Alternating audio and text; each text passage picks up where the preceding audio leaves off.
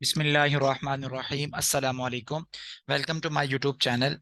Respected viewers, पिछले एक दो दिन मसरूफियत की वजह से वीडियो नहीं बनाई जा सकी करंट अफेयर्स की, तो आज 14 जून को करंट अफेयर्स सीरीज की ये हमारी 22वीं वीडियो है। इस वीडियो में हम इंशाल्लाह पिछले 2 दिनों के जो करंट अफेयर्स हैं वो सब इंपॉर्टेंट चीज़ें डिस्कस करेंगे। इसमें ईरान की न्यूक्लियर डील के मुतालिक कुछ बहुत इंपॉर्टेंट चीज़ें हैं, नेटो की एक्सरसाइजेस चल रही हैं, वर्ल्ड बैंक ने एक लेबर के हवाले से रिपोर्ट पब्लिश की है, इसके साथ साथ पाकिस्तान में जो पॉलिटिकल डेवलपमेंट्स हो रही हैं उस हवाले से कुछ चीज़ें शामिल हैं, और वर्ल्ड टेस्ट चैंपियनशिप की जो फाइनल मैच हुआ है उसके मुताल्लिक कुछ अदाद शुमार हैं। तो ये हमारी आज की करंट अफेयर सीरीज की वीडियो होगी। इंशाल्लाह अगर आप हमारी सीरीज को फॉलो करेंगे तो FIA, FPSC और PPSC में आपका जो करंट अफेयर का पोर्शन है ये इंशाल्लाह 100% बेहतरीन हो जाएगा, न सिर्फ टेस्ट के लिए बल्कि आपको इंशाल्लाह इंटरव्यू में इसके दूरस जो नताइज हैं वो भी इंशाल्लाह आपको जरूर मिलेंगे। पहला क्वेश्चन है, name the chairman NADRA who resigned. Pakistan में जो नादरा के चेयरमैन थे उन्होंने कल अपना रिजाइन पेश किया है, इस्तीफा दिया है, और उनका इस्तीफा मंजूर कर लिया गया है।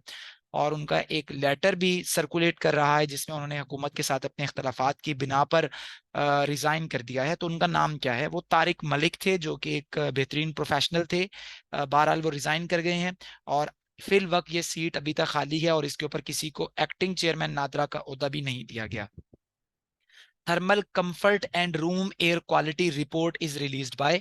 हाल ही में एक इदारे ने एक रिपोर्ट पब्लिश की है, thermal comfort and room air quality, जो कि बेसिकली साउथ एशियन कंट्रीज की एक रिपोर्ट है जिसमें पाकिस्तान शामिल है, भारत और बांग्लादेश, ये सारे कंट्रीज शामिल हैं। और ये जो रिपोर्ट है ये क्लाइमेट चेंज और बढ़ती हुई गर्मी को लेके है, कि साउथ एशिया में जो लोग रहते हैं उनमें क्या टेम्परेचर की वजह से किस किस्म के सलात का सामना करना पड़ रहा है, और ओवरऑल वहां पे जो रूम एयर क्वालिटी है वो क्या है, यानी घरों में छतों के अंदर रहते हुए, रूम के अंदर रहते हुए कितने टेम्परेचर का सामना करना पड़ रहा है। तो ये रिपोर्ट पब्लिश की गई है वर्ल्ड बैंक की तरफ से, और इसमें साउथ एशियन कंट्रीज के ऊपर ये तहकीक की गई है। How many people in South Asia are at risk due to lack of access to cooling.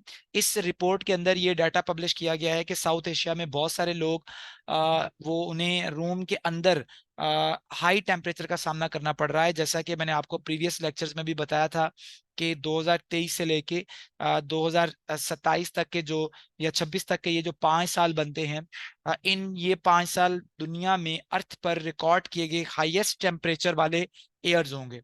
और इन्हीं में से कोई एक साल ऐसा हो सकता है, और मोस्ट प्रोबेबली वो 2024 हो सकता है, जब ये तारीख का सबसे गर्म तरीन साल होगा।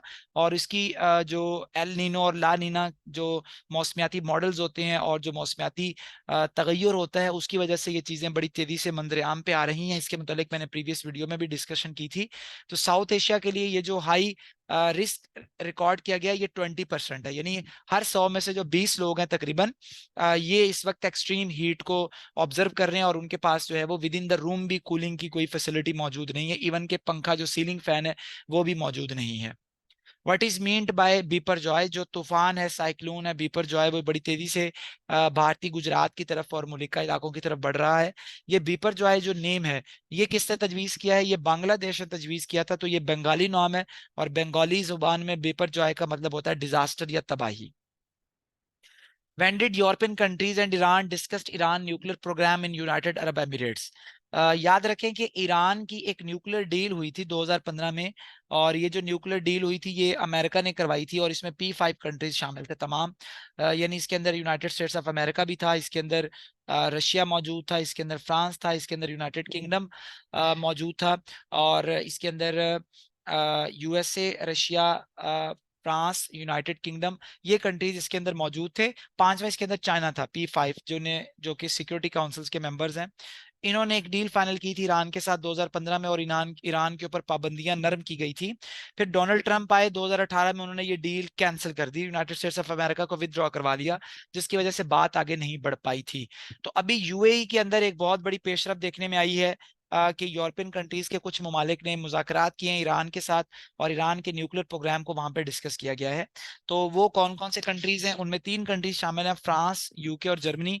और ये जो डील हुई है, ये जो मुज़ाकरात हुए हैं ये 12 जून को हुए हैं। What is JCPOA? सोपा भी इसे कहते हैं, ठीक है। ये क्या है? ये बेसिकली कमीशन है ईरान का, जिसे कहते हैं joint comprehensive plan of action. ये दरअसल ईरान की न्यूक्लियर डील का जो प्रोग्राम था उसको जिसोपा या जुकोपा, इसका एब्रीवेशन आप बना सकते हैं, और यहाँ से मिलके बना joint comprehensive plan of action.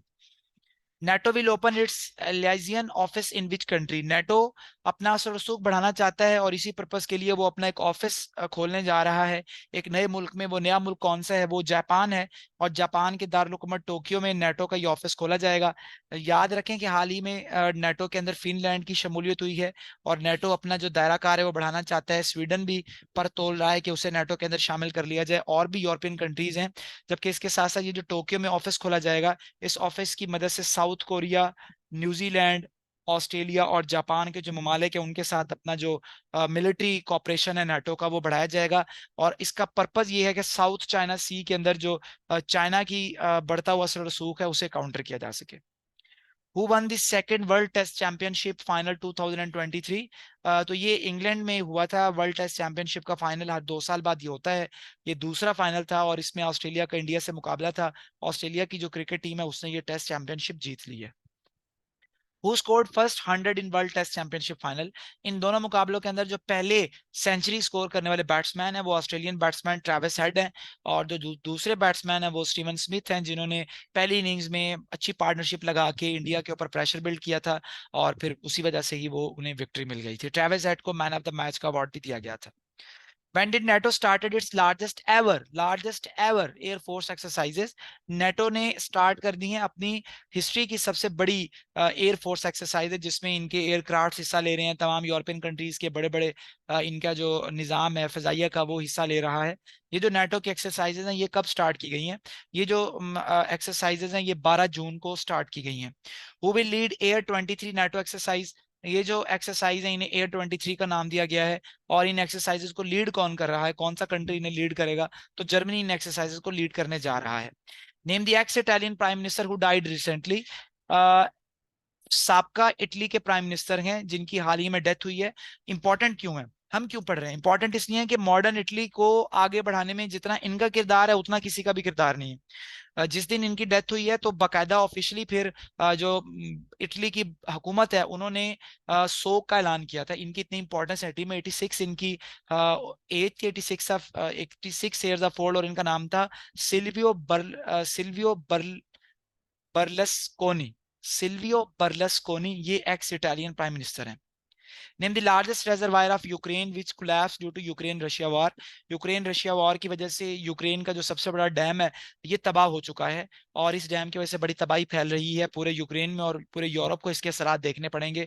काखूफ का इस डैम का नाम था, जो कि आजकल खबरों में इन है। Which countries mediating Iran USA talks? Iran और यूएसए के दरमियान दोबारा मुज़ाकरात को बहाल करने के लिए और न्यूक्लियर डील को बहाल करने के लिए कौन सा कंट्री अपनी खिदमात पेश कर रहा है? तो ओमान। पिछले दिनों ओमान के जो सुल्तान थे इन्होंने विजिट भी किया था ईरान का, और इब्राहिम रईसानी से इनके मुज़ाकरात हुए थे।